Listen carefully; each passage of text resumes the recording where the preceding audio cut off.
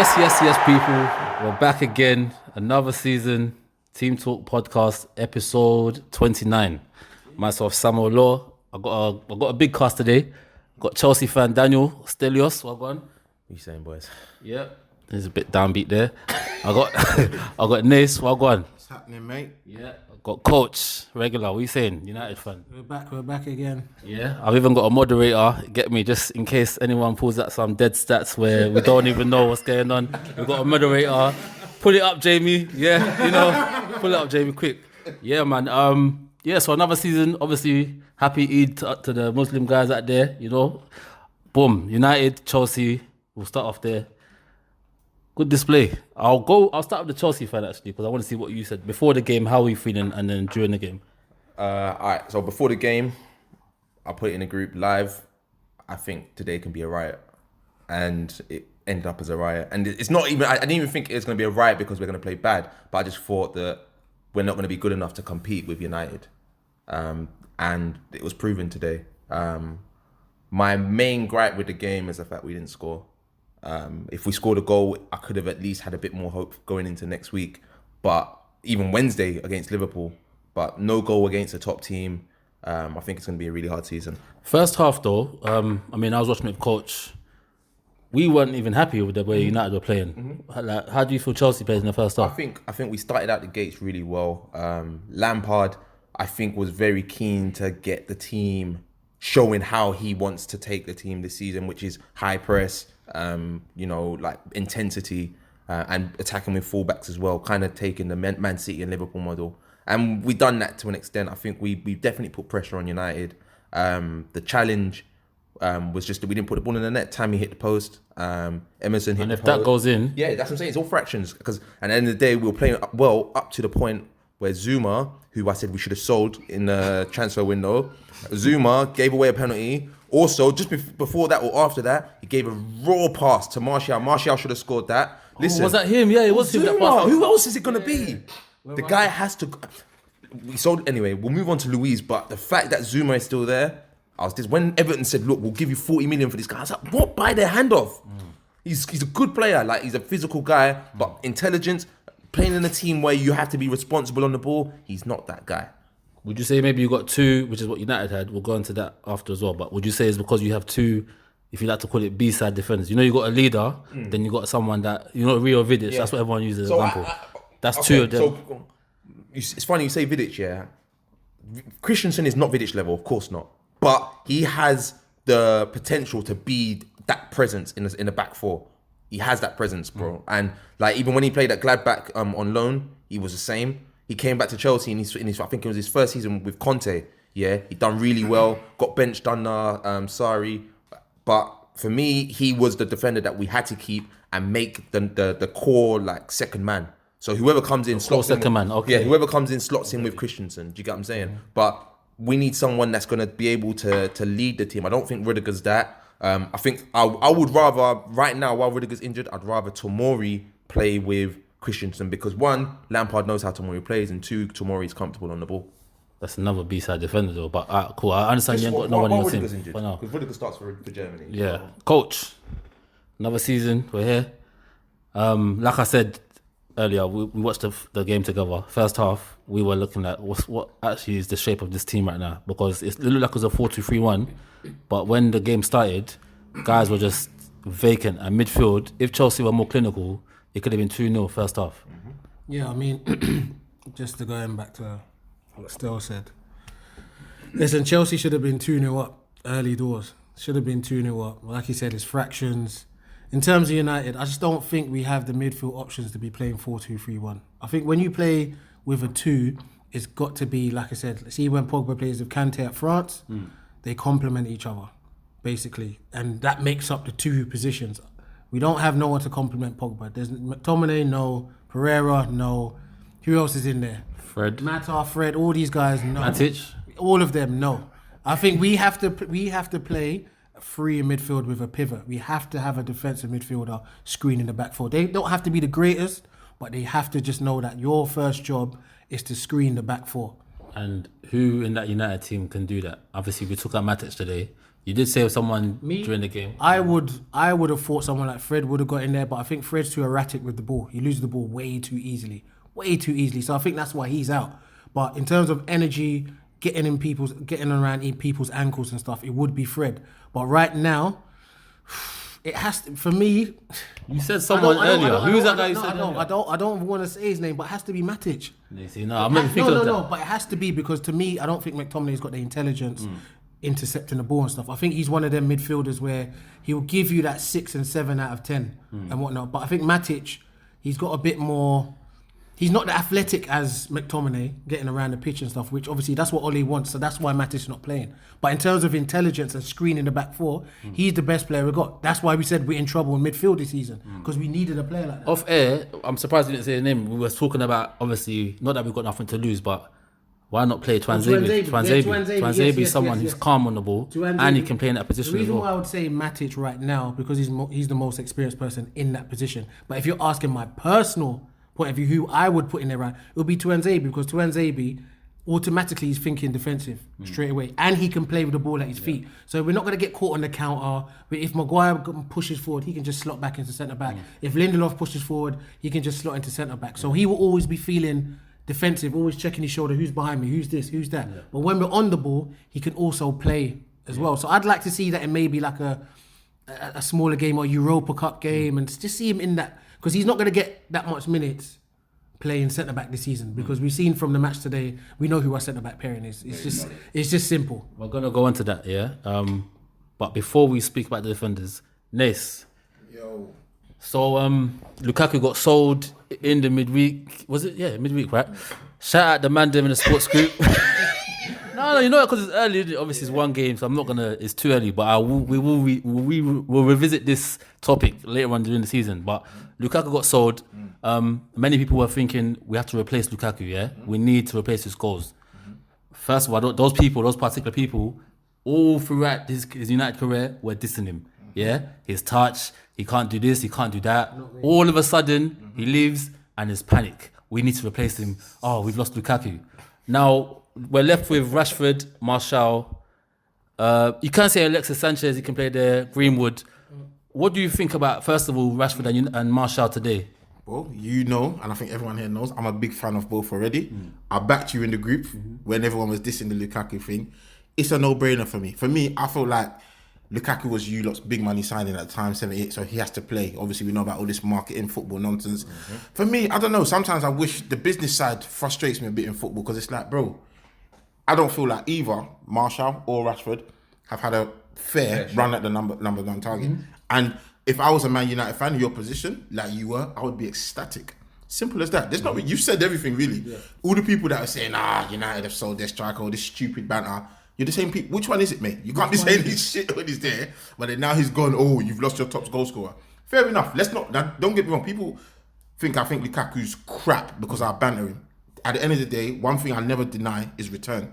Lukaku gets returns. 100%. However, he's not better than Martial. He's not better than Sterling. Simple. And I think if Ole can somehow get Martial, Sanchez, and Rashford to work, fam, in the front three, brother, those three players on their best day, that's a problem for anybody in Europe. Simple as that. Yeah. Simple as ABC. What do you think about Lukaku's departure? And do you reckon these strikers that are at United, coach, can, replace those goals, number one, and obviously go further and do something? Yeah, well, Lukaku, just like Nesi said, he's not easy on the eye at the end of the day. But for me, he's always been the guy that you set up to finish. The way we were playing was not conducive to how Lukaku plays. If you want to fire it into him and trap that first touch and this and round the corner and spin, and no, that's not Lukaku. He gets on the system then. Yeah, he gets on the end of things, but like Nesi said, he gets the goals, and that's what you need in your number 9. You need goals. You can do all the step overs. You can hit the crossbar. You can hit the post. You can be so close. I need goals for my number 9. But is that all you need? Wait, first of all, before you go, is that all you need? Because a lot of people say now the number 9 has to do more than one thing. Me, I'm just going off the strikers that United have had at the end of the day. And for me, the number 9 needs to be getting the goals. If you go down the line of, you don't care if it's Fergie or whoever it is, when you look at the strikers that we've had in the past as well, they've all just got goals. There's nothing fancy or anything like that. Van Nistelrooy, nothing fancy. Goals. Cole, nothing fancy. Goals. That's all it is. The number 9 needs to get goals. Now, I know obviously football's changed a little bit, over the last few years. And Martial gives you he's more of a rounded player, so he can float off the 9, he can link up with play, he can do those passes around the corner, give and go and stuff. But the main thing I need from Martial this season is 20 plus. Do you think he can do it? Of course he can do it.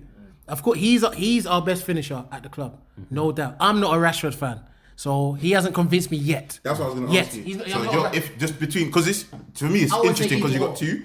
No, that's what I was going to ask you. Who would you prefer though? Oh, Martial. Cool. As a number 9. You prefer Martial? I think even Ollie spoke in as well. Yeah. I think Apparently even Ollie said Rashford. I don't know. You said Rashford. Said Rashford is for me, the fact that Lukaku's gone, and yeah, he might have a little bit of a emotional connection to Rashford because when in his early coaching days he was coaching Rashford and stuff. But Martial is our best finisher. And what I've said about Martial, the only thing he was missing, obviously apart from the goals, it's the work rate. And I saw the work rate today. He was. He was running. I didn't once mention Lukaku. I mean, Martial's being lazy. I didn't once mention that today. But obviously, I guess it's all consistency. One game is That's good, what but it is, 38 games in the season, the whole that's what season. Ollie said last season when he came in. He can tell that, damn, like, okay, I've taken over Jose and that, but the squad ain't fit. And like, remember last season I told you when I went to watch the Arsenal game at the Emirates, Arsenal were just, from minute 1 to minute 90, Arsenal were just fit. They were just fit. We were just so out of breath. We couldn't catch Aubameyang. We couldn't catch Lacazette. Xhaka was running the midfield. Nobody can get to players. But today, I saw the fitness was much better off the ball. Saka, man, it's a cheat code, bro. My fitness. Saka, yeah. These new age ones, him, Trent, Robertson, it's madness. He played really well today. Yeah. Maguire played really well. Maguire. So Stelios, as a neutral, another neutral here. Because we're going to talk about Lampard and what he can do for Chelsea. Yeah. Maguire, 80 mil. Some people thought the price tag was too much. For me personally, like I said earlier, if you thought the price tag was too much, like, oh my God, you paid 80 for Maguire, like some of my work colleagues, that means you didn't rate him. Because me, I didn't even look at it. I just said, we need him. We need what he does. What were people saying when Liverpool got Van Dijk? No, but that was what they were saying was, this guy's more than Van Dijk. And that's what, when they said that, automatically their thing was that he's not that level. Okay. Me, I needed Maguire. What do you reckon? All right, so I disagree with your point. I rate Maguire highly. I've rated Maguire for time in the group. I said he should have been in the England squad from time ago. Yeah. My issue with the 80 million was just the Van Dijk price tag. That was it. Like, for me, it was just a case of, I don't think he's worth as much as Van Dijk. Van Dijk is How clear. do you compare them two though? Because when Liverpool bought Van Dijk from Southampton, people were saying cool. People were saying cool. But what did Van Dijk show you 75 million? Yes. At Southampton. Yes. Bro, listen, he showed me that he was a top defender. I'm telling you now. Listen, I'm telling you now. Yeah, and anyone who knows me knows this. Yeah, I said Van Dijk is a Barcelona centre back. He's a Barcelona centre back. I remember. Okay, cool. He's a Barcelona. But we're talking about price tags. I'm saying at the time, would you pay? At the time, 80 million was enough for Van Dijk because for me, he was the best ball playing centre back in the Prem. You would have paid 80 million for a centre back. I remember when he got bought, everyone was saying, he's the highest. Do you know why I don't? And you don't know me. I hate the price tag debate. That's why I don't care about because price tag. first of all, I understand what I don't know. Now, I'm not an insider of football, but what I do understand is valuations, fam. And valuation, if you try to get your head around it, fam, it's not going to always make sense, especially in football. First of all, we all know about the British player inflation. What's people shouting about? Maguire's English. It's going to cost more. Yeah? Now, if, let's say, you got barbers, right? We'll go to a barber, fam. Who's this guy? What's it? Trims, that trims them, man, fam. Do you think Trims charges Cardo the same price he charges Lacazette?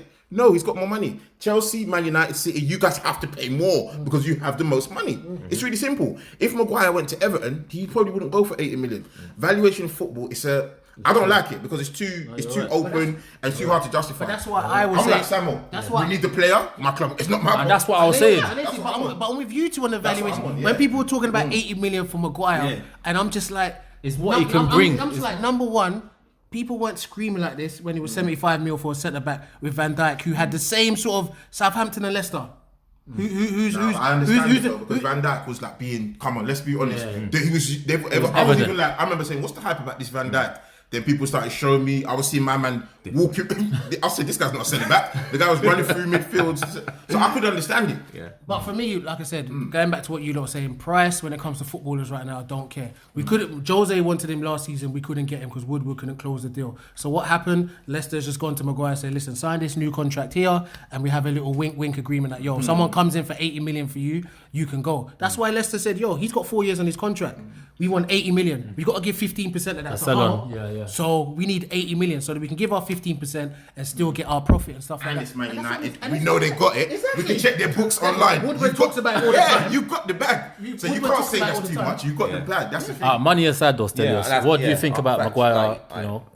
That money aside, complete. I think it was a fantastic signing. He's a quality centre. Let's talk about his performance first of all his today. performance, one of the 5 out of 5. 5 out of 5. He was clean at the back. Him and Wan-Bissaka together, I think. Lindelof. I mean, anything that's going through the middle was listen, getting snuffed out. I think even last season, everyone on this table blatantly said that Lindelof is a second centre back, and I think he's a very good second centre back at that as well. For Sweden, you see it like they done well in the World Cup, had the best defensive record in the group stages.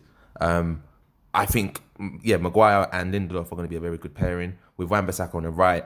If you're a winger, you just got to pray that you're playing left wing, right wing, so you can basically take on Shaw. But all in all, good signing. You know what surprised me the most about Harry Maguire, and not today, but what I saw like the latter part of the season last, how good he is on the ball, fam, for his size, fam. Yeah. Brother, he is. When you look at him next every play, he looks bigger than everyone else on the pitch, and that's the same with Van Dijk. Like there's, it's not even just the height, fam. I'm talking about the depth, fam. No homo. Like you get me? He looks wide. Like his shirt must be like XXL, and it's like that it's something psychological. You go to this guy and jump in the air with this guy for 50-50, fam. You might not come back down. Like, you know what's pitchy. So when Shaka see that, you got to think about that. Like he's a big issue. That's why when all the stuff that you're describing there, that's all the stats and that the United scouts are all seeing and that.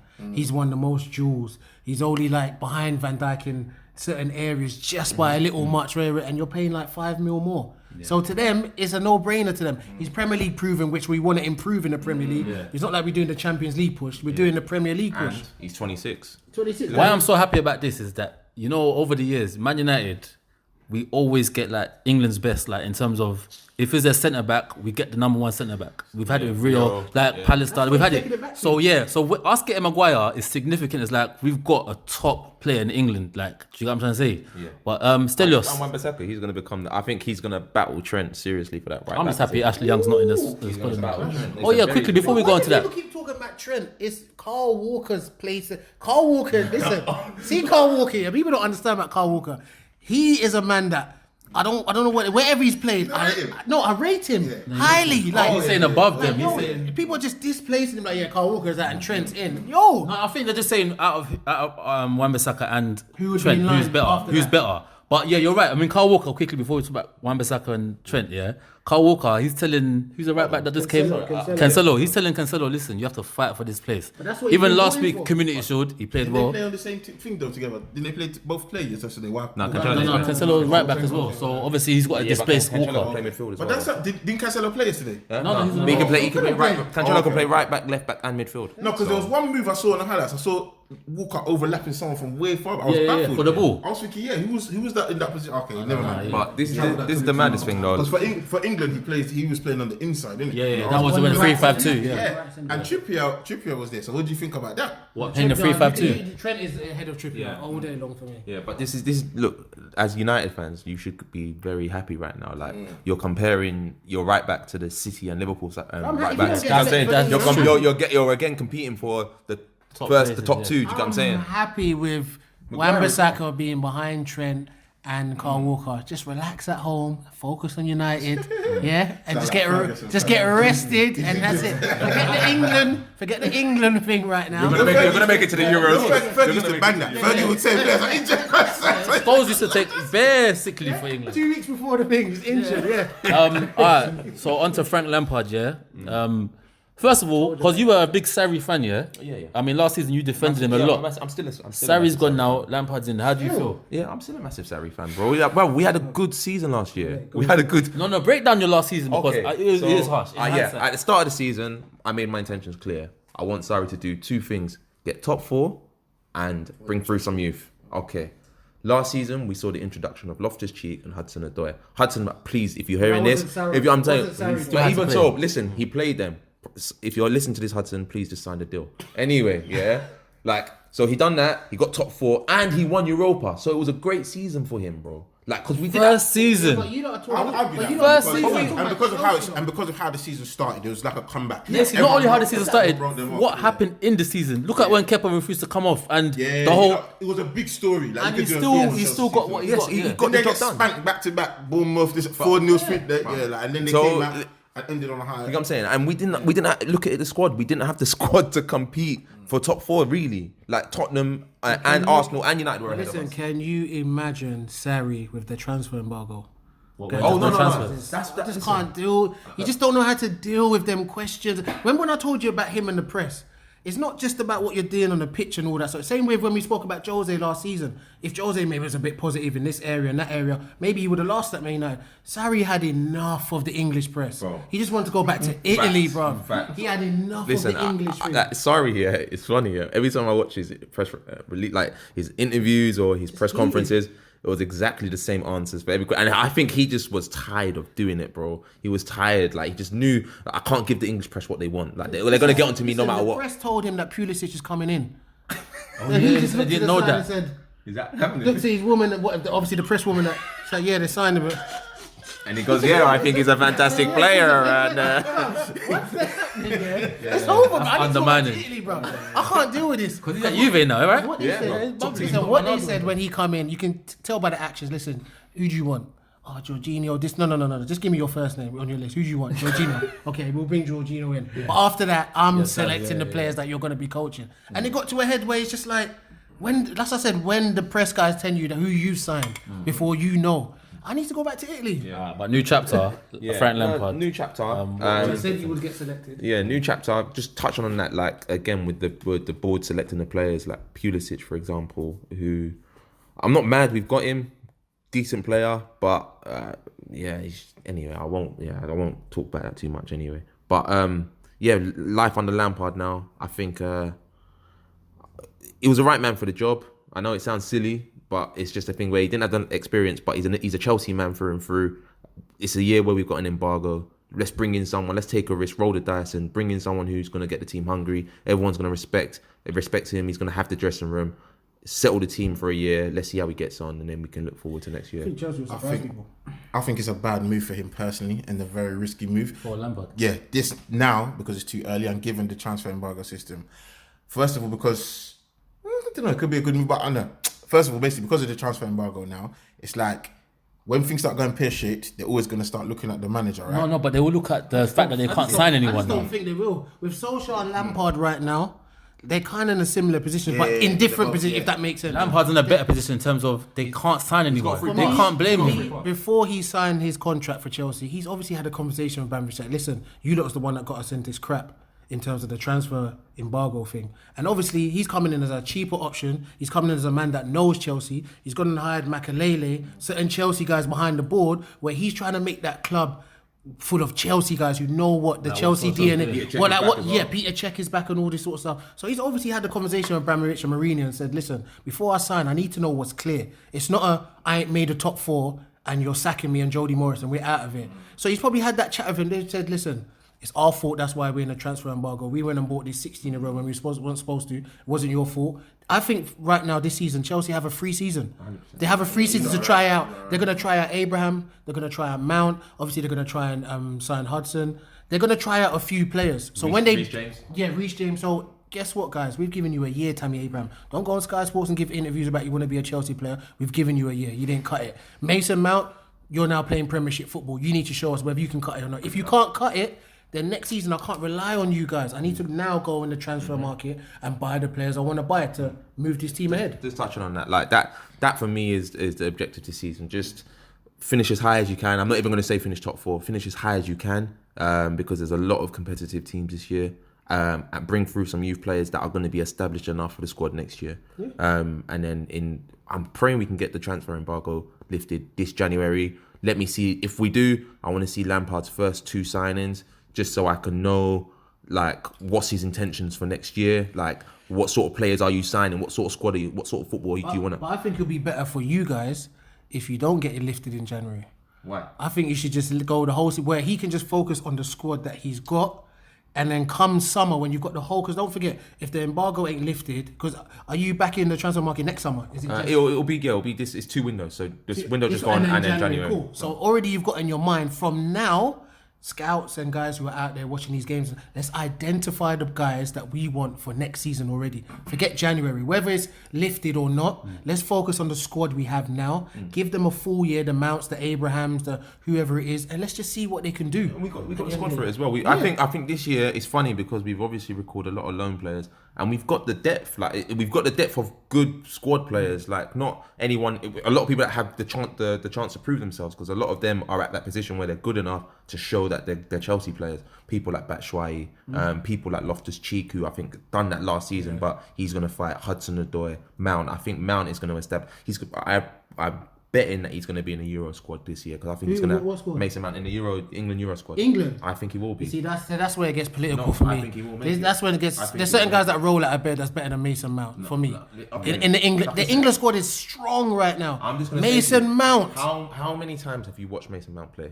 A few times. Okay, I'm telling you now, he's going to be in the Euro squad. I am telling you, he'll be there ahead of Barkley, if anything. It's on record. Yeah, no, and this is why I love this, because we got all documented. That'll be interesting. And also, because this is the first episode of the season, it's more of a prediction episode for me. I want predictions so we can play it back at the end of the year and see. So what do you think Chelsea is going to do this year? Just quickly sum it up in terms of position, control. Top 6, maybe a Carling Cup. Top 6 meaning outside top 4? Yeah, outside top 4. Outside top, okay. Whether we're inside, I don't know whether we're going to get top 4. I really can't. I can't give a prediction for that. But I think I can say we're gonna get into the top 6. Coach, where do you think United's gonna how do you think United season's gonna unfold this season? With the work rate sort off the ball, even though we need stuff, we need to sort out tactically. Third. But for me, I always say it's title or bust. But third. If United came third, good season for Ole. Cool. Yeah. I want to see it because Nesi, what do you think Chelsea and United will? What you know what? Yeah. No, we'll come back to you because we're going to talk about Arsenal. So I want to see when you come. Alright, so let's go into the Arsenal game then. So Arsenal ran out 1-0 victors. 1-0, right? Yeah, against Newcastle. The solo goal, Aubameyang.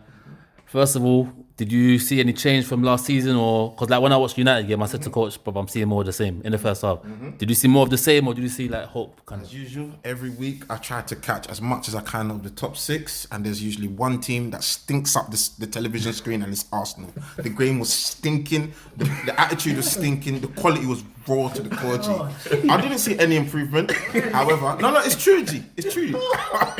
I'm gonna try to make me laugh, G. Honest to God, you're watching it and it's like, sometimes I even want the other team to score because I'm so bored. I mean, goodness me. I think it was a professional at St. James Park. Yeah. Did you get me? Yeah, I watched the match. And you found the game entertaining? No. This is what I'm saying. I think we all know that Arsenal over the recent years have been entertaining. No, they haven't. No, not recently. Not recent year. Listen to me. They've lost that. Not like the Cities and Liverpools like the last season or two or whatever. Yeah. But when you talk about Arsenal, when you talk about Arsenal, we never talk about how solid they are. We never ever talk about that. But they end up making top 4 or this or that. That's been their thing. Like not the most entertaining football, but we know that part of Arsenal's game is going forward. What today? But even that's not there. But for me, today. But what I'm saying today, first game of the season. Yeah. At the end of the day, get that Newcastle game. That's a banana skin, You did, St. James. And it could have been, bro. But my thing is, I don't take credit for getting 3 points. Willock. Reece, Nelson being in that squad. When people saw the lineup today, a lot of Arsenal fans were saying, "What's this? A Carling Cup side? What's going on?" Now they will be fizzled out quickly and in a hurry. Once Pepe gets up to speed with how Emre, because he's going to play one of the flanks, 100%. You're not buying no player for 72 mil and he's on the bench riding it for Joe Willock. That's not going to happen. So it's going to be Willock or Reece on one of the other sides. I know all this. I'm coming to that. I'm just answering this question directly, fam. So you get me, Arsenal. Fam? Today the game, I was very frustrated, irritated, and it looks like more of the same. You see what I'm saying? Like, okay, you can say we didn't have our first team, fam. But I'm seeing for the last years, this goes back to his excitement thing. I'll say since maybe 2010, fam. When we lost, I'm going to say, when did we lose Nasri? 2011, 2012? Yeah. That was the last time we were considerably excited. I'm going to say, okay, maybe, even if I want to stretch it and go a bit more than that, I'll say when we lost Van Persie. Yeah. After that, sorry, there's not really much more excitement. Huh? I thought you lost them same time. Who? Nashville and City. One city after the other, one season after the other, like seasons apart. You get me? It's not that, bro. And it's like, no matter who we get in, how many different defenders are we gonna have? And we keep saying the same thing. Only now we've got a decent keeper, creative. What did you think of your signings? Like, I just the window closed. What do you think? Window 6 out of 10, bro. Okay. I gave it a 6 out of 10. But again, not only two of our signings played, and they both came off the bench. Who were you missing in that?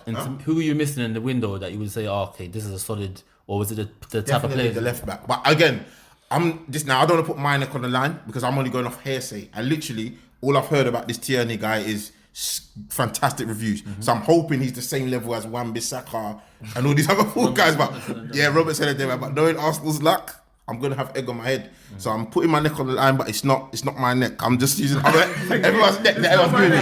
Because I'm not gonna sit there and tell you I watch Scottish League and so I ain't got time for that, bro. You get me? But yeah, I just thought it was it wasn't a convincing. What were you missing? Like, what position? What was it? Because when you got Pepe, I was saying same thing every time. It's just a lack of players. They get the ball, and their first touch is so casual. It's like they think, like Maitland-Niles, you're trying to do a flick over someone's head, like at the back. What for? You're not 5-0 up. You understand what I'm saying? When it's time to attack, Mkhitaryan, he runs, he looks up, play the ball now. He takes 2, 3 touches. You're at the byline. Now the chance is gone. You go back, same thing. That's Arsenal. Mkhitaryan, you was an advocate today in terms of like, why are you man so harsh? Because a lot of the Arsenal fans were saying, advocate is a bit of a force. Not advocate, but people are saying they would rather sold him than it will be and stuff like that. Yeah. You were saying, but what do you want Mkhitaryan I just wanted to know. I just want to know. No, that's what I'm saying. But again, I have to accept he's a part of the problem. Okay. He's a part of that final third. I don't know what he's doing. Like literally today, he made a good few runs. I'm like, go on Mkhitaryan. Then he just passes it to someone in the audience. No pressure, nothing. Yeah. I'm like, what's going on? These are the kind of things. You can't sit me and then I'm going to shout, 1-0 result, we got over the line. No, because next week you're not going to get that lucky, bruv. Of course I'm happy about the result. That goes without saying. I don't need to say that. I have to judge every performance. Why? Because it will catch up with you. You understand? We've seen this time and time again. Last season when everyone was shouting 22 unbeaten game run, fam. I've still got the pictures, fam.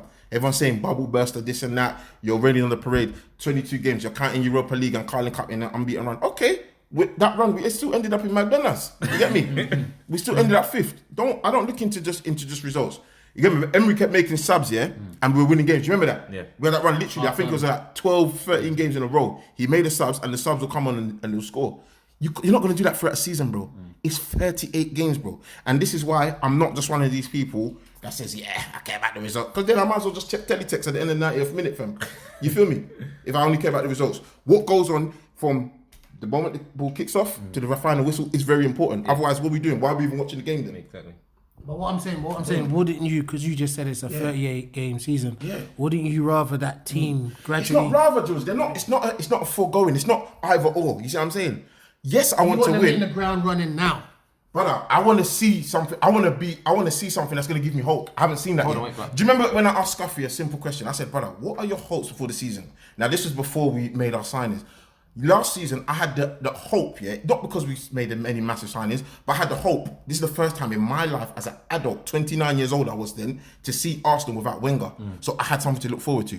This season, until we signed Pepe, I was so disinterested. Like, what have I got to look forward to next season? Now, at the moment, I don't know what's going to happen, but at least I have the hope.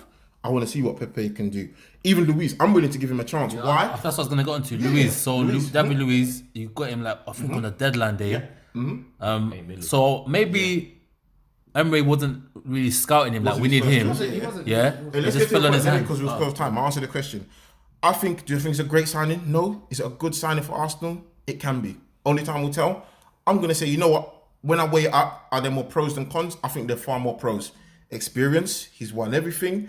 The guy can receive, he's one of the few players that can receive the ball under pressure. One of my young G's told me today, I'm not really a stat man, but apparently he's, you'd be surprised at this, he's the most creative or something like that. No, he does from the back, he does the most through balls. Yeah. He's created the most in the league for the last hammer. Something like over the top to the wing. He's a kind of player, because you can't be saying they're playing out the back, for God's sake, and you're passing to Mustafi that turns, sorry, the man can't see it. Like this, like you can't turn like that, fam. Turns very robotic. Yeah, fam. He turns like you're playing with a D-pad, fam. He's not using analog. You know them ones there, G. Luis can do that. He can score free kicks. Negatives are has he still got the hunger? Because he's won everything, and which I think we saw with Czech. Chelsea don't sell you lot players that are gonna. They sell you Rebos. You at Chelsea. Chelsea, when it comes to Arsenal, Chelsea, Man United, they do fantastic business. You always give us the jazz, most finished players. You gave us Welbeck, you gave us Sylvestre, Mkhitaryan. You don't always give us. Yeah, Chelsea give you like Benayoun. Yeah, let them have this one. You lot mug us off. But where do you see Arsenal like Arsenal's lot? Where do I see us? Yeah, at the end of the season. Bro, looking at everyone else, realistically, I have to say 5th or 6th, bro. Wow. You get me? Okay, do you want a funny Fifth or sixth? So wait, Because it's 4, well, if I'm going to be honest, Liverpool City go without saying, Spurs third. You lot after but then again, it's not that you lot were great, but I just think, 4th, 5th and 6th, I still think, it's going to be us, Chelsea, us three fighting for it, Chelsea City, but, so that's why I say 4th or 5th, It's wild, but bro, I've got Arsenal 3rd. I've got Arsenal 3rd this year, bro. And I know why, because of we had a little visit. It depends on the starting lineup. Why do you see Arsenal 3rd? I personally think, if Lacazette, Aubameyang, and Pepe play together, that attacking force matches Liverpool. This is going to lead to another debate. Yeah, fuck it. We'll go. I'm not sure. This is what I said. I'm not sure. Listen, I need to see Pepe. Yeah, I haven't seen enough of him, but I've seen. You ain't playing no European competition. You ain't under no pressure when you're playing for Leo because no one's expecting you to win the league. There's no pressure there. He performed in big games. Cool, he performed. What I'm saying, what's the only big game that they've got there, really? PSG. That's it. Leon. That's really just PSG. I mean, the PSG game I watched last season, he ripped them up. Okay, cool. So now you're in the Premiership. So I can't put, when you say Pepe, Lacazette and Aubameyang, I just can't put you above the front three because the cohesion. So you were saying Liverpool, right? Them guys can play blind. It rivals City and Liverpool as an attacking force. So Pepe, They would be for me 4th. Who's the three above? I would put us. You're putting us further down then. No. I'd put us. I'd put City and I'd put Liverpool. If you're talking about front threes, because Spurs front three is not great. What's their front three? What you think of Spurs front three? What's their front three? What is their front three? They don't really play like that. Yeah. What, Lucas Moura, Kane, and who? How many did Lacazette get? And Son. No, What did Lacazette get last That's year? my point. Because why? Because moderator, he's asking how much did Lacazette get last year. Would you say something? What's his best? Lacazette, how many goals did he get Because last year? Son, you kind of sign us. That's the thing. Now, my issue with Dan was not ability-wise, because I know this guy. He plays a lot of manager, that. You get me, fam. You're looking at anytime you have 2 number 9s in a front three. That's a concern for me. And Pepe is a winger. So it's like, we're hoping, okay, Abba, we say he can't, Lacazette, he's not going to play on the wing. He's not fast enough. He's not as fast as those two.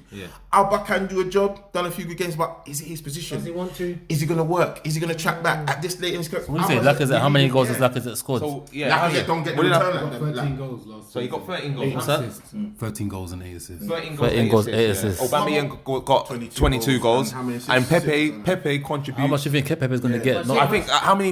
It depends how many games. I think he'll start week in, week out. So- I would say first year 14 goals. I'll say 14 goals in the Prem, and he'll get at least 9 assists. But the key thing is If here. he does well, I'll shake your hand. The key- I'll be ecstatic. I'll He's love a it. very good, and Ceballos as well, bro. Nesi, the key thing is, since you've been watching Emery, what is his best system?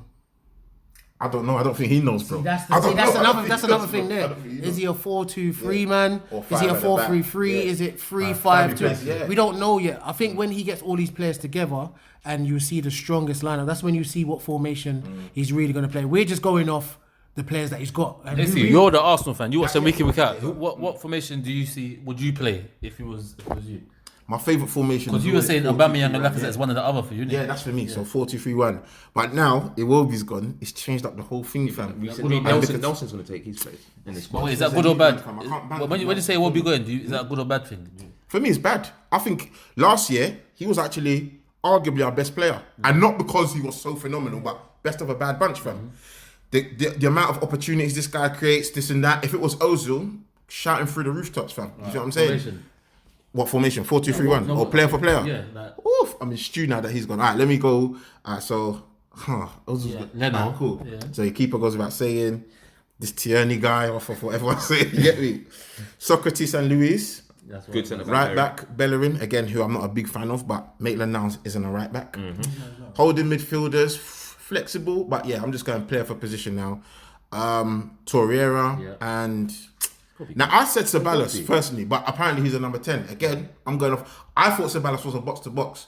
If I'm correct in what I've been told initially that he's a box-to-box, then I'm going Torreira and Stelios. Yeah? Otherwise, but if everyone else, then obviously easy. Move Stelios up to the number front. But, you know, just so I'm not going to piss everyone off. He does play central midfield though. Thank you. So he's not an out-and-out number 10. Like, he's not... No. Sometimes he plays on the left. Thank you. Then the fact that you told me he plays on the left tells me he's not just a... You get me? Okay. Anyway, so Torreira and Stelios, this is me. Not Guendouzi. Nah, because... your best central midfielder. You think so? Say that again? For me, Okay. I love Guendouzi's mentality. Remember I was talking about him last year. His mentality for his age, he always wants to get on the ball and he likes to take responsibility I agree with that. on the ball. I agree with that. I like Guendouzi. I At agree with first, that. I was a bit like, yo, you got Nate Lanose and now you're bringing this Guendouzi guy in. Like, as soon as I started seeing him play and they were saying he was 19, I was like, yo, his mentality, forget the football, his mentality on getting on the ball. Fam, go and check it. I said, go and check the documents, the receipts in the group. I said the same thing. I'll take it. My thing was, at the moment, he's, at the same time, what does that come with? Carelessness, losing the ball. Yeah, he's a bit A erratic lot of the sometimes. balls, a lot of the balls. And he's just come not, of he's not age, big yeah, enough. so he's not ready Central midfield, I'm not a fan of these big slimsy, unless you're extreme. These slimsy freak that just, he gets thrown around, ragdolled too much. Somebody grabbed him by his hair for Fellaini grabbed his hair, G. Come on. So you get me. Guendouzi, I think, he's a future for sure, but I'm going off now. Ceballos, he looks like he can do it. So front four, Aubameyang up top, Pepe on the right.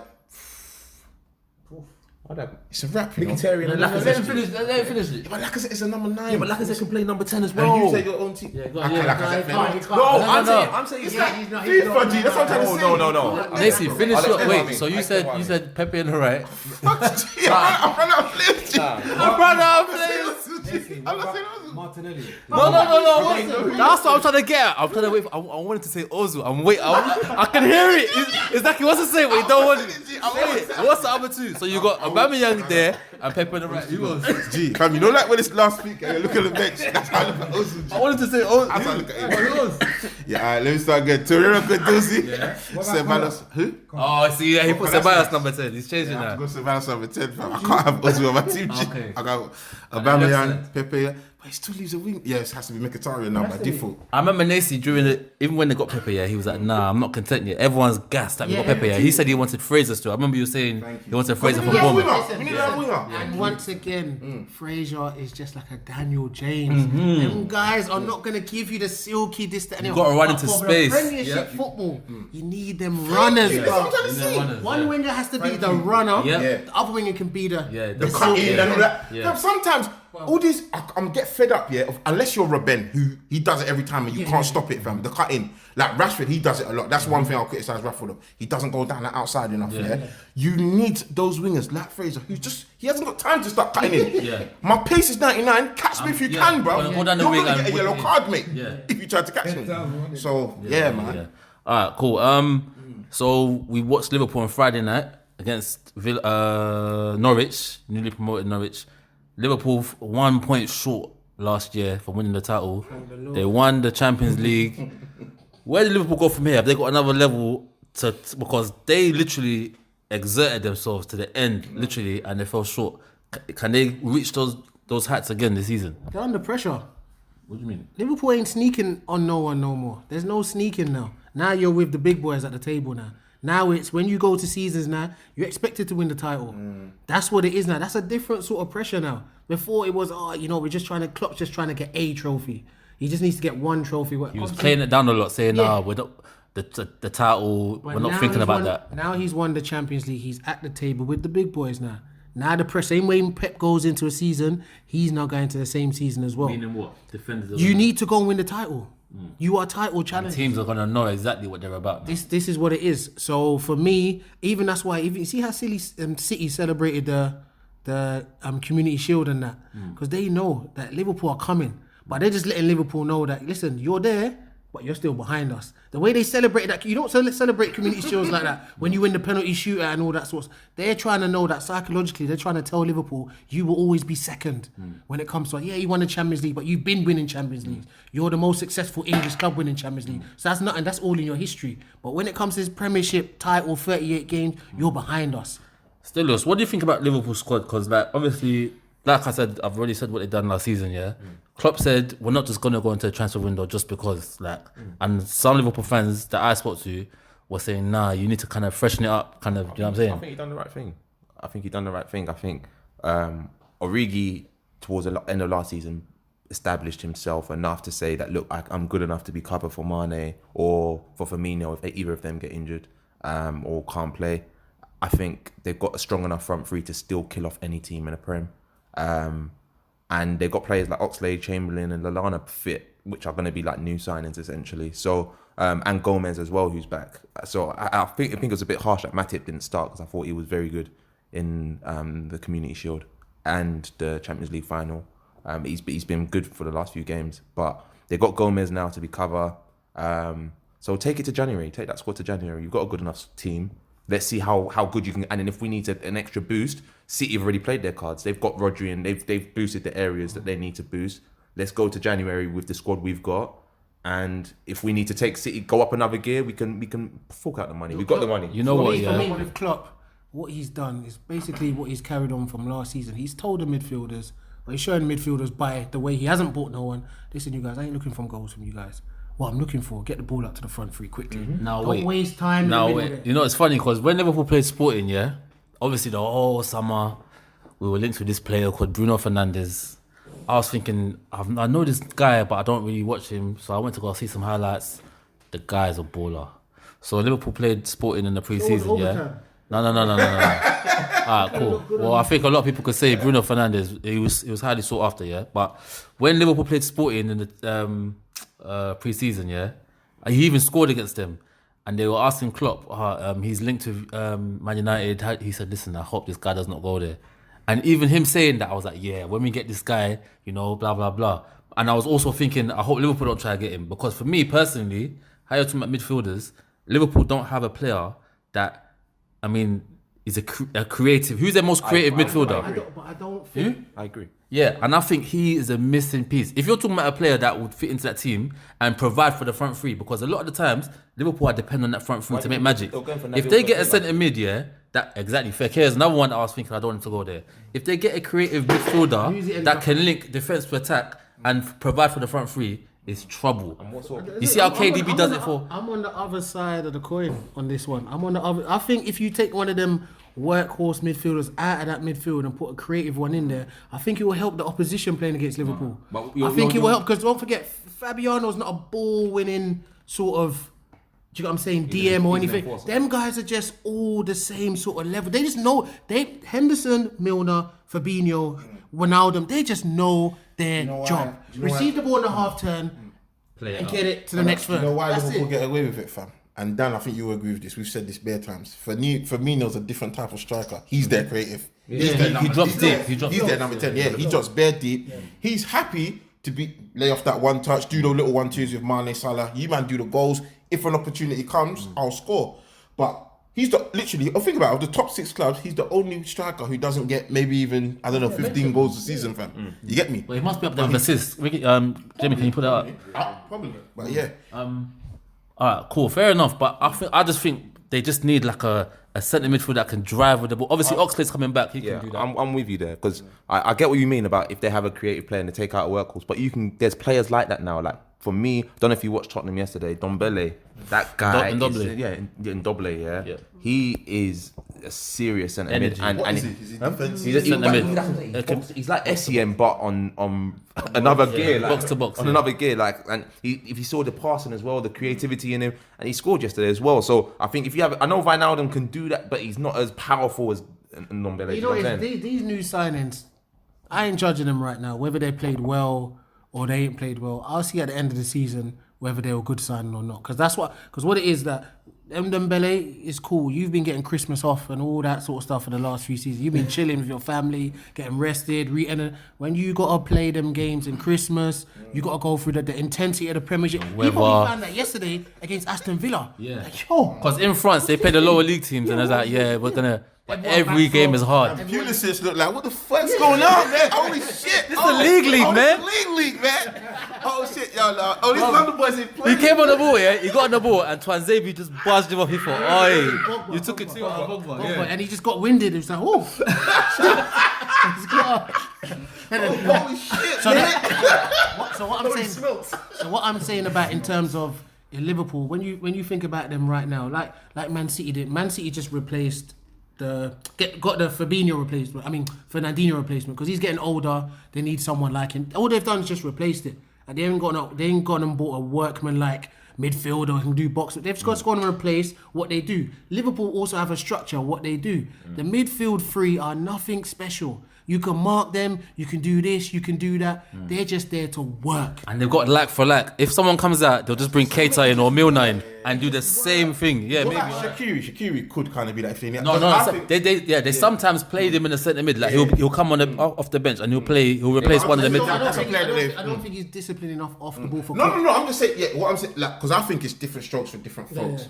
You don't want to play Shaqiri if you're playing in Man City, Real Madrid in the chat. You get what I'm saying? Yeah. But like you said, but that's what I'm saying. There were times when they were playing. There were times they were playing teams and they couldn't break them down, and they thought, why have we got three of the same in midfield? So they brought on Shaqiri for one of the midfield three. I'm just saying now because you lot are saying like, they don't need a thing. I think it's different strokes for different folks. Like you said, it's better for me. I'm always about protection. So have your workhorses in midfield and a three up top. Yeah. But I do agree, it's not going to hurt them to have a special for me, number 10 kind of this season. What would you say? What team would Liverpool have to change what they're doing for?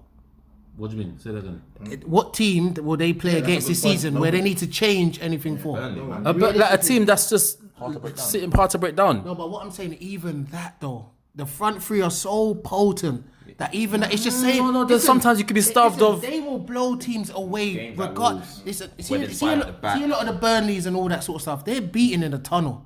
They're just coming to defend. They're beating in the tunnel. So guess what? I don't even have to tweak my mid. We just keep doing what we're doing. But what we need to be doing, that a lot of the times we always criticise Man United for not doing, not play slow. That's why they say when they get the ball in the final, listen, I don't want to see no step over. I don't want to see a shimmy. I don't want to see this.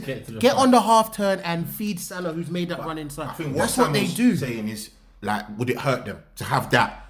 Like Coutinho is what we're doing. If Coutinho was still there, do you think it would hurt them? If it's not broken. No, I think in this team, someone like Bruno will be better than Coutinho because he can be disciplined and stay there, but still create. How did they lose the I get what you're saying. So not even a Coutinho, like one of them driving. Yeah, no. I get what you mean. Literally, bro, because he plays at the midfield. Creative centre mid, basically. Yeah, creative centre mid. Okay. We'll see what Klopp does in January, innit? Yeah. So City played the next day, and they said to obviously you spoke about the community shield, how they're trying to prove a point. Yeah. You know, they came out against West Ham. It looks like a banana skin to some teams. If we went there, I'll be panicking a bit. City. Straight, clinical. Not with teams like West Ham. Man City love teams like that. Liverpool got points there last season. Yeah, but that's what I'm saying. Man City love teams like that because with Man City, they're just trying to blow you out the water early. And then what it is, you see when Man City go 1-0 up, the deflation in the opposition is just like, cold. Now we're going to kick the ball. What do we do when it's early as well, trust me. And that used to happen against Barca. Yeah, when you know you've got to get Barca 1-0 down. Well, it doesn't matter how you want to defend. If you want to press, we've got men that are comfortable on the ball. The only man that's going to get caught off the ball right now because he's not up to speed is Rodri. That's it. Everybody. Someone else thinks there's another player that on the ball. Okay, still. But what I'm saying. So what I'm saying.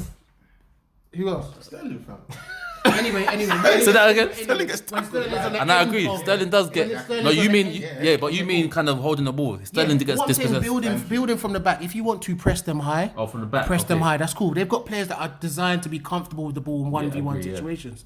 If you want to do the 2 banks of 4 or 2 banks of whatever, 1-4 and 1-5, they will just carve you open. So it doesn't matter. See with them, it's about getting the first. They will just wear you down, whether it's a 6 minute, 16th, 36, 66th minute, they will get their goal. That's what they're telling you. Just wave after wave. Wave after wave. It's like that old. It's like that old school. It's like the old school Arsenal team. When they had the Vieiras and all that, they're scoring. When. Yeah, it was when. It's a matter of when. Yeah. Will Chord will come off the bench and score. They're scoring. It's just, what are you going to do after we score? Yeah. That's the only thing. That's what Man City do. That's why when I watched the match yesterday, as soon as he went 1-0 up with the own goal, Jesus actually got his toe. I just saw guys just hit the floor. I saw Pellegrini with the... It's only 1-0, G. Yeah.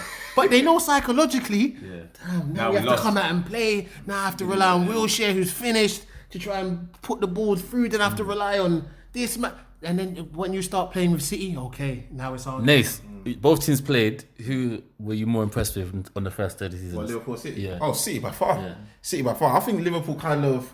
They didn't impress me that much. decent. Bro. Norwich were decent, yeah. Norwich were very good. Decent, you know. Okay. Norwich surprised me, Yes. you know. Yeah, Norwich were actually, if they were more clinical and Listen, decision making in the final third, Norwich they could were have. playing some ball. It's just Liverpool's just clinical. Yeah. Once you get Salah 1v1, it's a goal. Yeah. They had a couple 1v1s that's over the bar. did, That's the yeah, difference. exactly, yeah. Championship, Premiership quality. It's just the difference. Fractions, bro. Yeah, it's literally fractions. What I was saying about Pep, was like the proactiveness in just that whole club. How he can see that Fernandinho, top player, because when I watch the Inside City, they respect him highly. Yeah, Fernandinho. Oh, of course. Yeah, he's like one of the main guys. He can see that he's getting older. Cool. He's not done yet, but we're gonna bring in someone to bed him into the team. Yeah, so they brought Rodri in, who I've been watching him as well. I feel like he's a very good player, and it's like they're gonna bed him in slowly. And this is what I'm trying to say about City. They're not content with we're winning. But you underestimate the structure that they have there. It literally is a simple structure. Pep, what do you want? I want Rodri. How much is he costing? It's 60 mils release clause. We'll go and release that clause and bring him over here. Done. 2 days. No problem. Other clubs, Arsenal, do we have to ask? Can we do installments? Or can we do installments? We're trying to buy a Tierney, but we give you 50 mil up front and then the other 10 in 4 years. They ain't got time for that. The Man United, we already know. Solskjaer, we already know that. That's not just the players that you wanted, just them 3 players. So we have to deal with Woodward. Then you've got Chelsea, Lampard's. They can't even buy no players right now. Levy. All the teams that are doing well in the league have a simple structure. Even Klopp coming out saying, listen, there weren't the players there that we wanted. We don't. Do you believe that? He did. I believe that in terms of what you said in terms of the players coming back. The Gomez, the Oxlade-Chamberlain, the Lallana's and stuff like that. He's got Brewster coming up. He was playing Brewster a lot. But this is what I'm saying. So to him, he's looking at that like, do we need to go and spend 80, 90 mil on something? Do we need big tweaks? No, we don't. It's just we're 1 point behind and we won the Champions League. If it's not broken, don't try and fix it too much. Do you get what I'm saying? But those are the only 2 teams where if the manager wants a player, they will try their best to go and get it. They won't get anybody else. That's why, well, we'll speak about it afterwards. That's why I like what Ollie's been saying recently. But predictions: Liverpool or City? Because I think we can all agree here it's gonna be one of the 2. Yeah. Yeah. So I want one name. I'm gonna go see. I think Liverpool are gonna suffer from the December trip to club championships as well. Whatever, yeah. So yeah, that's the price of winning Champions League, but I think they're gonna. Yeah, City, man. I think they're always the safest bet. City. I'm saying City for one key reason. Alisson, if that injury is long term, 4 weeks. it's only 4 weeks. Apparently. Okay, cool. If that, because I thought that was Achilles injury. I thought he was done for the season. Yeah, but I trust Adrian. I trust him over Mignolet and Karius. I'm saying Alisson. Yeah, you need that keeper, man. No matter what anyone says, you need that keeper. He does what they do. I feel like Nah, Van Dijk is the importance. It's not How he plays. You But need a guess keeper. what? But guess what? But even today, as much as we talk about Maguire and this, that, and the other, Chelsea had shots on goal, and they were being saved by De Gea. So people are gonna get past your last line of defense, even though Maguire's good. But you need that solid keeper behind you. That's what I'm saying. Adrian is cool with the. He's cool. I don't see Alisson doing what Edison or De Gea do. No. But with Man City, they play similar, but they play different. If that makes sense. Liverpool want to get the ball Edison up. gets assists, bro. No, but what I'm saying with Alisson and that, they want to get the ball up quickly. In terms of Edison, they can't go forward. They'll come back to Edison. Edison will play a 1-2 if he's centre back. Get back to Edison. Edison's always on the ball all the time. You can actually see. But keeper for keeper, Alisson makes some important saves. I think he's Adrian is a good backup, but there's a reason why he was a free transfer. Do you get what I'm saying? It's not like big teams were knocking on his door. Adrian this. He's a good backup keeper right now. Fabianski beat him out of his position last year. Fabianski was good last year, though. Yeah, very good. Fabianski beat him out of the position. It's not like he got injured or nothing. So Adrian coming in for Alisson, for me, if it's more than 4 weeks and whatnot. Well, he's missing the Arsenal game. Yeah. What's that next week? But I don't the think week that's gonna make a difference. I think keeper's a big thing. I get it. It is a big thing, but I still think that as long as Van Dijk's in that back 4, they're gonna have that protection defensively, and Adrian is good enough to make the stops that will keep you in a But game. you saw how Norwich was carving up Liverpool in the first half. They had chance after chance. That's Norwich. It even messed me up here because I was like, when I was doing my fantasy, I was like, I had 6 million left for the first time I put a good keeper fam. And it's Alisson or Edison, right? Yeah. And I looked at it, all right, City away to West Ham, they play a bit more football, they might leak one goal. Liverpool at Anfield, you're not scoring, and they concede. Fam. Yeah. And who conceded? Was it Adrian? Of course it was Adrian. Makes sense, fam. Makes sense. I'll put Alisson in. Raheem Sterling. I need to reduce me, chop up my water for this one, man. Go topic of water on this. Yeah, you do that while I intro this topic. Alright, now I'm alright, bro. Alright, Sterling. I think first of all, I mean, someone said it in the group. They have to say that Sterling, his mentality is one of the best for an English player in terms of the criticism that he gets from the fans. You know, just the all-round thing that comes with Sterling. His mentality is 99. Yeah, his mentality is very good. So Sterling, you know, he's come back this season. He's looked sharp. You know, who scored in the community show? Did he score? Yeah, he did. Yeah, he scored in the community show. Yeah. Did he? Yeah. Who's it that Mr. 101 as well? Yeah. Sterling, Mr. 101. Huh? He scored one of the decisive penalties as well. What, in the penalty shootout? Yeah, Sterling. Oh, okay. So Sterling, he scored a hat-trick yesterday. You know, Aguero tried to take him off the pen as well. Exactly. Hate those type of players. Not on that. wait, you are trying to say Aguero, that Sterling blanked Aguero when he scored his hat-trick? Yeah, you don't see it. No, I didn't see it. Watch when he scored his hat-trick. Aguero puts his high five up because he's the first man he's gonna interact with. He just turned his back and went to Foden. What, because he didn't give him the penalty? Yes. Because if you're a designated penalty taker... No. You're 3-0 up. Anyone's playing the football team, you know how it is. You're 3-0 and you're comfortable 3-0 and one of your teammates is on a hat-trick. I don't care if I'm the penalty taker. I'm going to get mine during the season, especially how that team plays. Aguero's going to get his regardless. Yo, grab the ball. Yo, right in. Tuck that in. Don't forget though as well. No, come on, some of these teams they've got designated penalty takers. That's what I'm saying. But Aguero's missed his last three as well. When I saw that, Hang. Okay. But what I'm coming to, that's one fact. Yeah. Fam, there's something else called personal accolades, retirement. Has Aguero even won a golden boot yet, fam? No. And a player of that, you get me? He's done well. Always a 25 goal season. But listen, Kane and Aubameyang, they ain't got time for all of that. That's who Aguero's competing with. Number one, he needs to get his goals. I see it as, get me? I agree with you. I would have given the penalty, personally. Sterling on a hat-trick. That's what I'm saying. But at the end of the day, it worked out. He got his hat-trick in the end, didn't it? But yeah, Sterling, I mean, even the lob goal, he took that so well. The first touch, and he lobbed it over. I said, right, Sterling. So what we're going to talk about anyway, we're going to talk about Sterling and Marcus Rashford. Let's go, baby. Yeah.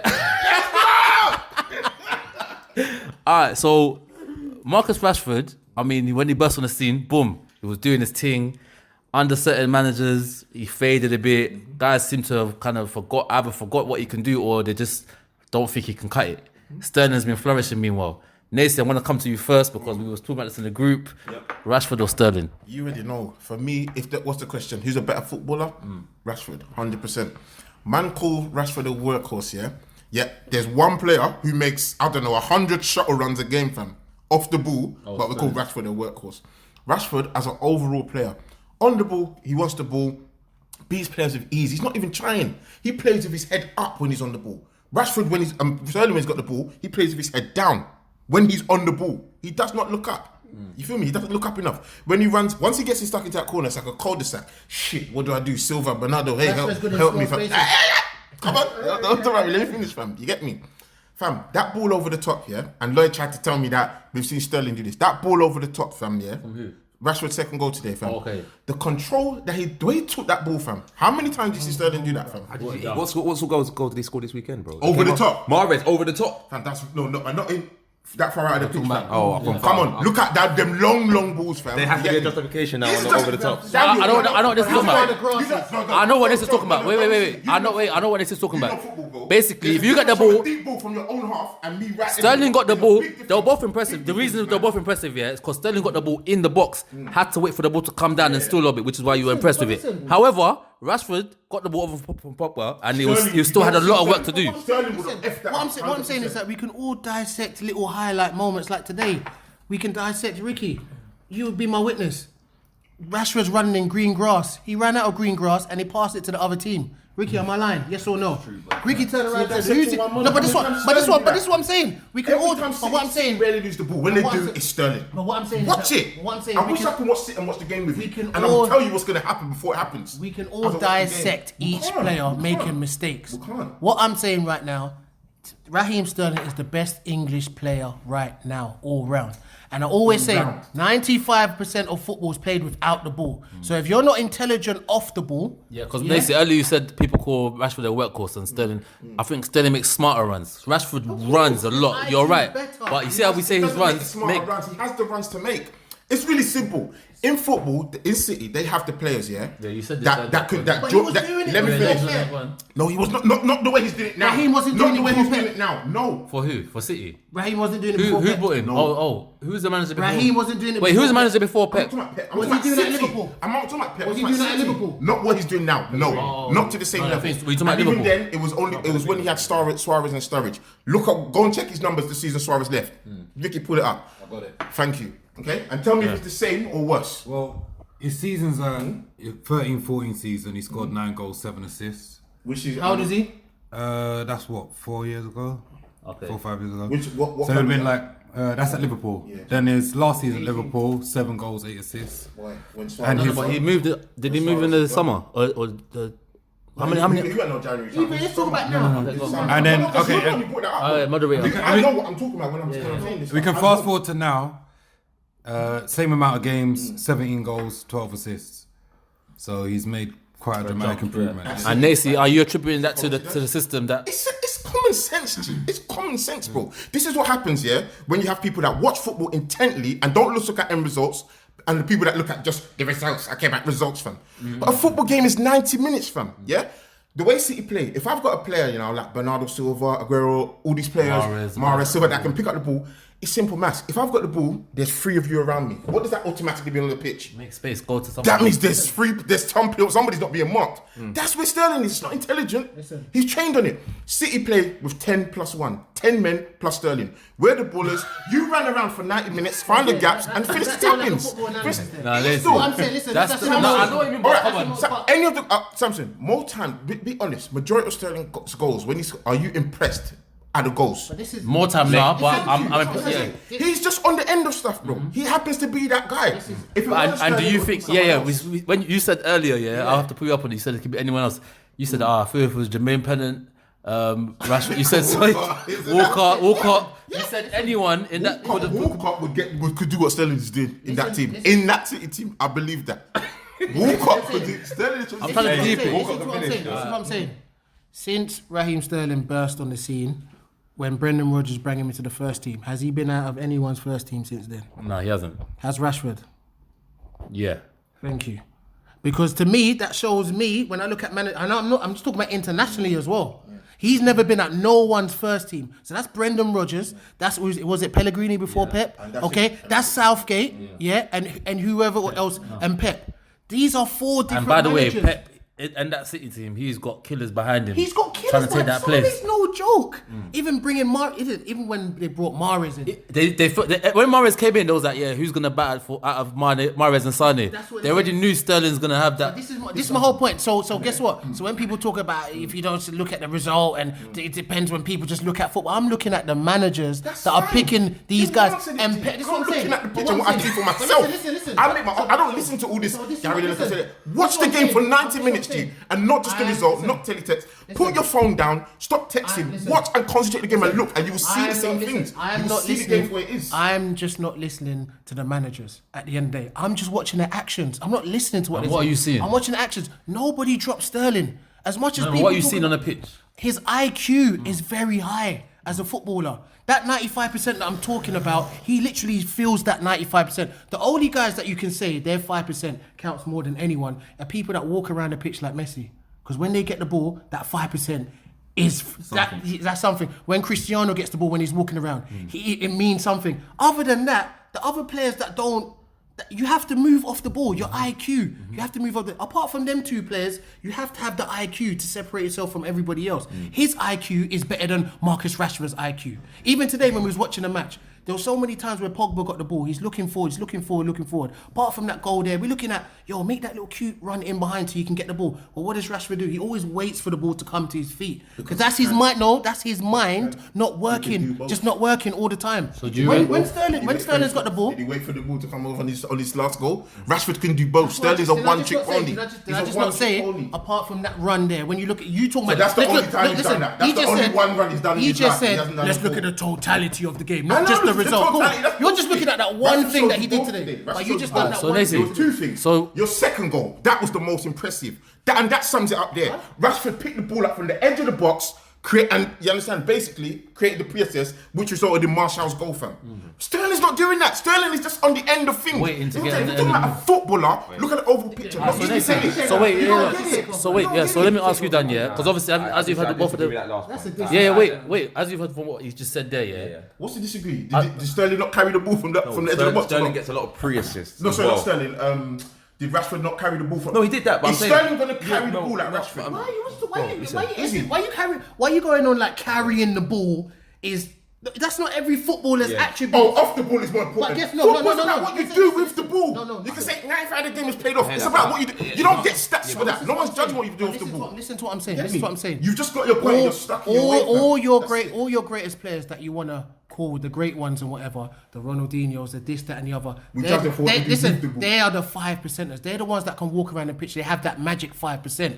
The rest of the majority of footballers is what you do off the ball. This is a new analysis. Why did you say this before Sterling? You just bring new arguments just to support. Why have I never heard you say this Sterling? Football's always about IQ. Why have I never heard you say this 95 thing before Sterling? Why? Is this the first time I've said it? Have I always said Sterling's IQ? No, this new 95% analysis. I've not used it in secondary school. Why have you never brought up this analysis? IQ's the same as the 5%. There's no difference. There's no difference. You're just bringing points to justify your argument. There's no... Before you get me. This is what you do, G. So I'm asking you, Samuel. You think Rashford is a better player than Sterling right now? Better player, Samson. Better player. I still got to say Rashford's a better footballer. Wait. No, you just like him on Wait. So this is why I was going to bring it to Stelios, because I think Rashford's a better footballer, and I think Sterling's flourishing in a better system. That's what I think. So what I'm going to ask you is, if Sterling's in that Man United team, would he be playing better? No, if Sterling came to Old Trafford, in this current United team, would you see a better Sterling than what you're at City, a similar or less? I think it's clear to see when you look at when both players play for England. Like, I think Rashford plays better for England, personally. Rashford don't start though. No, when he plays. When I see Rashford play on the pitch, I think Rashford has better games than Sterling, personally. Like, Sterling has a lot of bad games. Like, it's the goals he scores are scrappy goals, penalties. Wait. And would you say that's... Wait, you see Rashford will take the ball from 30, strike the ball from 30 yards. Why doesn't what I'm saying? What do you mean? What? Listen.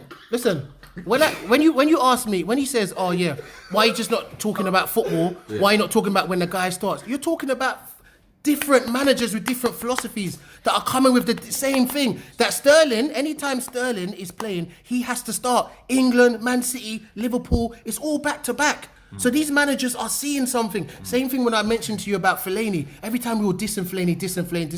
Mourinho came and played Fellaini. Moyes played Fellaini. Van Gaal played Fellaini. These man, listen.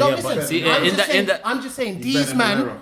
Yeah, but that example you just used. Oh, but I'm just saying as an example in terms of three different people.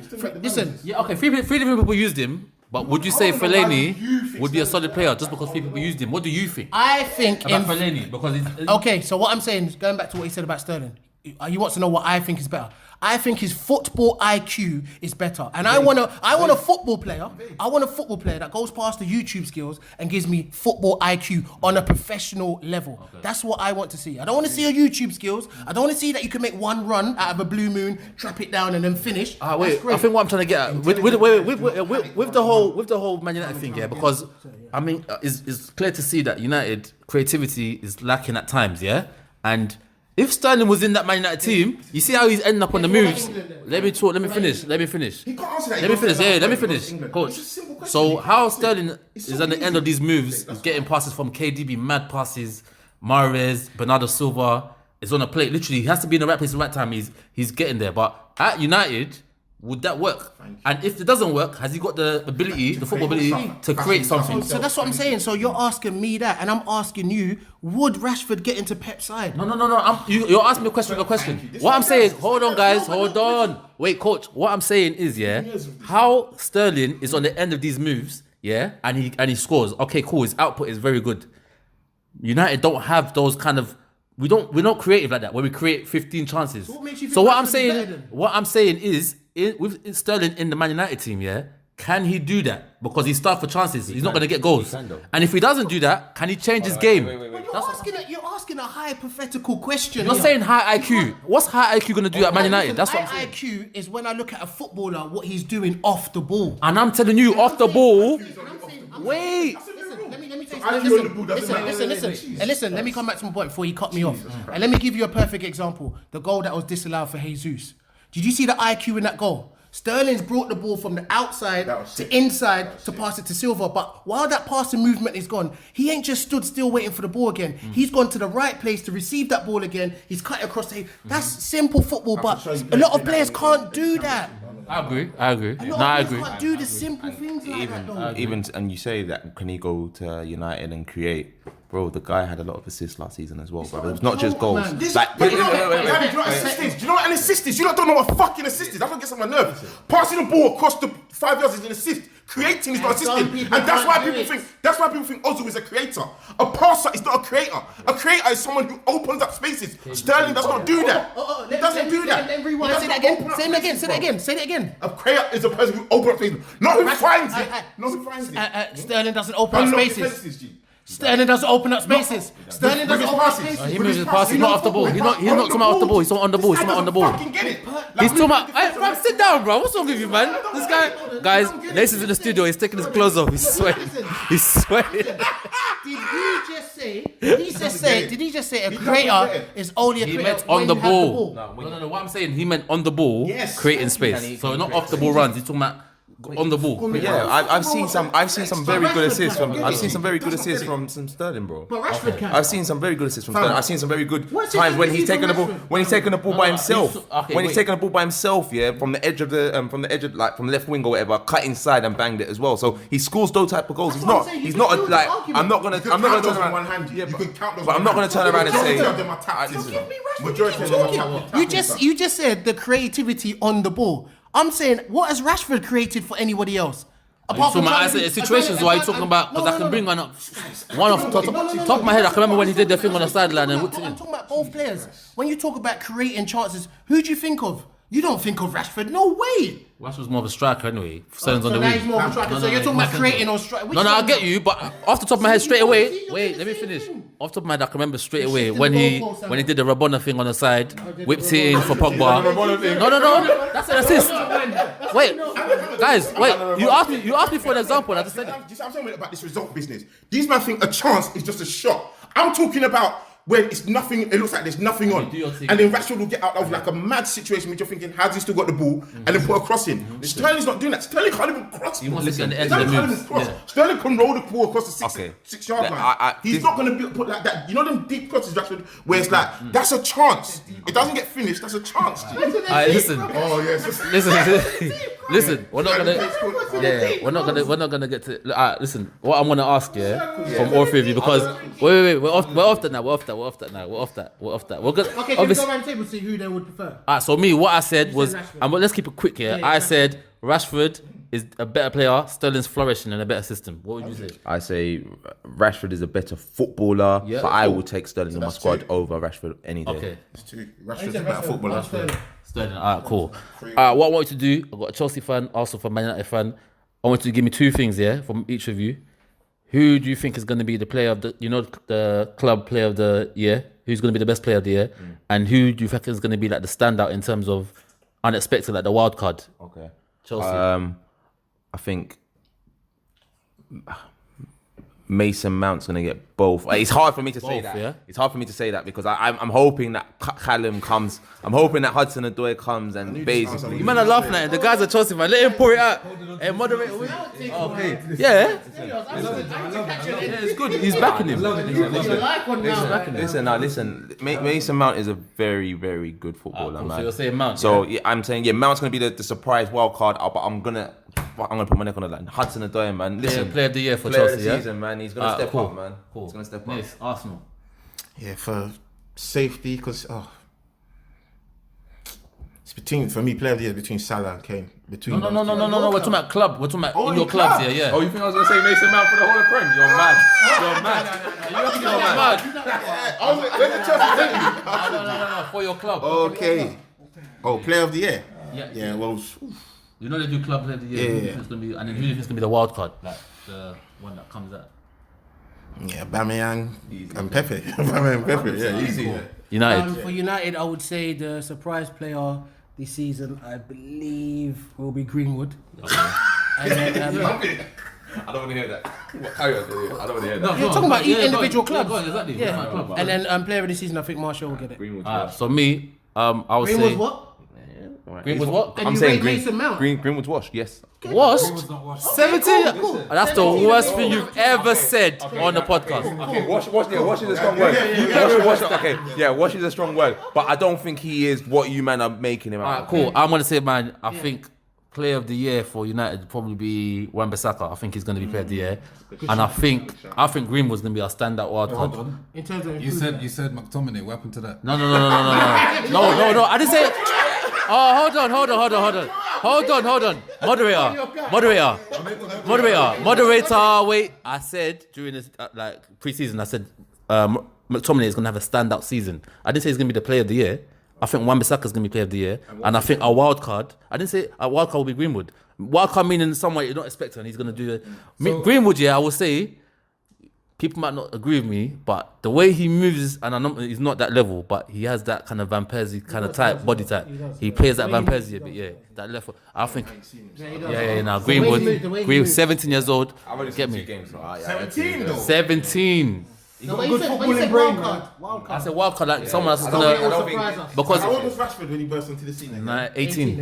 I don't think Yeah. it's not Nesi, can Pepe be a wild card then? Can he? That's be what I'm trying to say. I meant what wild he means card. is that new emerging kind of Yeah, stuff. yeah, That's what he meant. Yeah. Someone you I don't unexpected. think Nelson will get enough games, man. I think he will. Well, new emerging. So okay, I would go for Nelson, but it won't be He's gonna get enough games, bro. Yeah, but who's gonna take a Wolby's place, bro? I'm not a big fan of that. Guendouzi, man. Like he's gonna turn up this season, man. Definitely. Yeah, I'll go for Guendouzi there too. Yeah. Even Angel Gomez, our coach, he's another He one. won't get enough games. He's not, okay, No shut more than down quickly. No, he won't get. Alright, cool. I'm gonna go around the table again. Who do you think is gonna be top goal scorer of the season?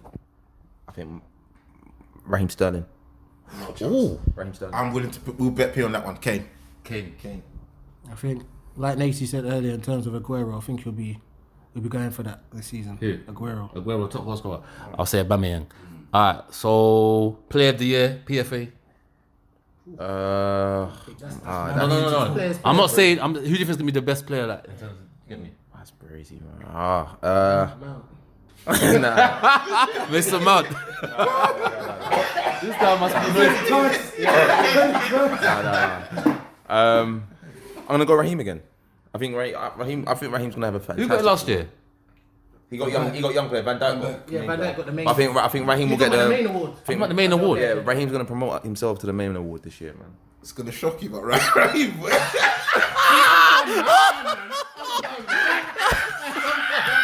The guy just said Raheem Sterling. Hell, can you make a statement about Rashford? Because he gets the numbers, though. No, stop it, man. He's gonna get 40 tappies. What can I do? Okay, He's not about- he's I gonna get see 40 his angles. Nah, 40 tappings ain't gonna get you. No. Okay, well, let me change it. Wait, Nace, I'm gonna change it. Not who you think they're gonna give it to. Who do you think deserves? Who do you think is gonna be the best player? He said Raheem. No, come on, no. Don't try Raheem's to gonna get backtrack, PFA, bro. Yeah. PFA is what I'm saying. Who do I think is Yeah, gonna be the like, best player? there's ballers this year. He said Raheem's on his heart. I would say De Bruyne then, because he's back. He missed half, like 60-70% of. He's back of a point to prove, bro. Yeah. And he looked on fire yesterday. Raheem, man. Yeah, Raheem. Nasi's boy. Yeah, I don't even know actually. I didn't think of an answer for that one. I'll say obviously Raheem as well. You know. think he's gonna have a mad Yeah. year, man. So no one's saying Salah, Mane. No one's going that way. Yeah. Just Raheem this year, bro. I think a lot of people will lock into Salah a bit more this season and whatnot in terms of literally game planning for those front three and whatnot. But in terms of Mane is more unpredictable. I don't think you can game plan for someone like Mane. Mane's wild with it. Like that's what I was gonna say. Like I think you know what I was gonna say. I said the same about Salah last season, and he still was up there with the goals, boy. So I don't think. Yeah, I think he's that good. He's that good that he's gonna still he'll be in the top 5 conversation. Cool. We'll revisit all this stuff. We'll be out of it. You know what, Coach? Quickly, because you're the boxing guy. AJ Ruiz confirmed Saudi Arabia. First of all, why that venue? Obviously, I know the venue. Money talks here, but were you a bit underwhelmed with the venue? Because AJ wanted it to be in UK. Ruiz was saying, listen, Nesi, you have to come to Mexico. I think this match is all over the place right now. I think it's all over the. I don't understand why it just wasn't simple. It's either going to be in America or the UK. If you want to run back to your backyard, have your rematch in the UK because he's the one that's deciding it at the end of the day. He was the champion. He's got his rematch clause. Exercise the clause. Where do you want to come back? You want to come home or you want to go back to America and avenge where you lost? Saudi Arabia thing. We all know why it's in Saudi Arabia. No, maybe Ruiz said, listen, I know you guys are saying UK. It doesn't matter if you're not going to give me UK, America, I'm not going to go UK. That's neutral. It doesn't matter what Ruiz is saying. But what they're scared of, this is what they're scared of. If you book the date for the UK, 2 weeks before that, Ruiz's hand injury, he's messed up his hand, this, that, there's no fight. That's it. They will do that. They will do something stupid like that. Al Heyman and those guys, they will do something stupid where he's picked up an injury. Yeah. Now you've delayed it for another few months and whatnot. So now that's what they're doing, the whole neutral venue thing, I think. Not just for the money, for the, okay, Ruiz, we're giving you a neutral venue. It's not going to be in the UK, it's not going to be in America. So you don't have your backyard, I don't have my backyard. Let's go and make some money as well. Saudi Arabia is offering the most. Let's go and do that. So we're guaranteed for you to make that fight. Because now your pockets are getting filled ridiculously now. If you don't do the fight, you're not going to get that money. Yeah. But now if he was in the UK, I seriously feel that Ruiz, 2 weeks before the fight, there would have been some sort of hand injury and sparring, this, that and the other. And it would have been off. Based on that, let me ask you, who do you think's going to win the rematch? No, so I'm about to ask you. So the fight's been made now. Stelios, AJ or Ruiz. Does AJ avenge that defeat and get his titles back, or is it more the same? Yeah, I think AJ does it, man. Yeah. Nice. Yeah, I'll go for the same still. AJ. Is there more hope that UK, or do we think, you know what, he's clocked him now, he's going to study him properly this time? Listen, to be fair, he should. Yes. This is what I'm trying to, like, right now, he's not a last minute throw. It's not a last minute throw the guy in, and you can study him for months now. Like, if you can't study Ruiz, you shouldn't be called a top heavyweight at all. If you can't go in with months of preparation for Ruiz, where his weaknesses are, strengths are, this, that, and the other, and beat him, to me, you can't be classified as the top heavyweight. Right? But Ruiz is going to be doing the same for him now though too. And he's already got. Yeah, exactly. AJ, you think? I think he is. What was that? I think he is. But what? Remember what I did say? A or V top heavyweight? No, not V, just A. Do you think he's A? But the thing about AJ, which I said in our last podcast, he's got that Amir Khan chin, and I don't know if that's gonna get any better. He's got the Amir Khan chin. But you believe in UFC though? What? But you believe in UFC? What do you mean, the chin? You believe the chin finish? At heavyweight, I'm sorry. Same in UFC. Anybody can get KO'd at heavyweight. I'm sorry. Oh. No. Anyone can get KO'd. Like Ruiz got put down as well. Exactly. Yeah, but when Ruiz got put down, he was like, "After you got me." But his chin, he got up, and obviously, it was a flurry where AJ got hit or whatever. Yeah. But AJ couldn't recover from the flurry. What I'm saying, that thing got caught flush, Ruiz, and hit the deck. I was just like, okay, let me get up and just keep swinging out. And he got lucky with his punch, but AJ couldn't recover from that Ruiz punch. And are we trying to say that AJ's defense is that tight this time that Ruiz is not going to touch him? Because if he touches him, he'll get touched. Yeah, so what happens then if he gets touched? That's what I said about the Amir Khan chin. I don't know. That's my tester right now. It's not really whether he can catch Ruiz. I know he will catch Ruiz. But I also know that from Ruiz's last fight, he will probably get up. Because his chin... He's Mexican. That's what I'm saying. That's what they do. They get up. In every sport, MMA, boxing. I just think, listen, anyway, the MMA guys know this already. It's only stupid people that think, abs and all of that wins you fight from. You feel me? I'm very concerned. Very concerned. This guy, we look at his record, he's only lost to what? One guy, Joseph Parker. Was it Parker? Sorry. And people say he should have won it. Exactly. So technically you argue he hasn't lost. He hasn't knocked out. Joshua's now got down his record. He's beaten Joshua. We're also crystal clear. His hand speed is ridiculous. His hand speed is faster than Joshua. Now, a lot of boxers, when you're sparring, more time you spar people your own height, innit?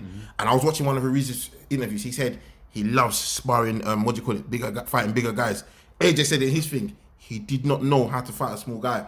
More time, you look at everyone who's fight Dylan White, Klitschko, everyone's 6'6", 6'5". You come into some guy with a wider base and you short, and speed. It's amazing. It's crazy, fam.